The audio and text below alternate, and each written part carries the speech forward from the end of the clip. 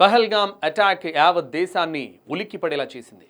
Mini స్విట్జర్లాండ్గా భావించే పహల్గామ్ సమీపంలోని బైసరన్లో సేద తీరుతున్న పర్యాటకులపై ఒక్కసారిగా ఉగ్రవాదులు కాల్పులు జరిపారు.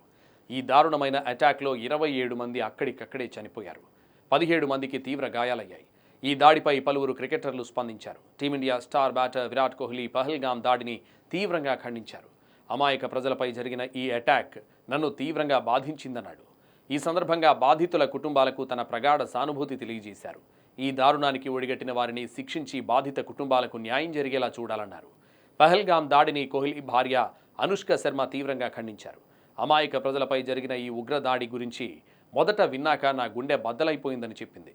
ఈ దాడిలో ప్రాణాలు కోల్పోయిన వారికి ఆమె సంతాపం తెలిపింది. పహల్గామ్ దాడిపై స్పందించిన ఇంగ్లాండ్ క్రికెటర్ కెవిన్ పీటర్సన్ విచారం వ్యక్తం చేశారు. ఢిల్లీలోని రాష్ట్రపతి భవన్ వద్ద జాతీయ జెండాను సగం ఎత్తులో ఎగరవేశారని, అయితే అలాగే ఉండాలని పీటర్సన్ తెలిపాడు. కెవిన్ పీటర్సన్ ప్రస్తుతం ఇండియాలోనే ఉన్నాడు.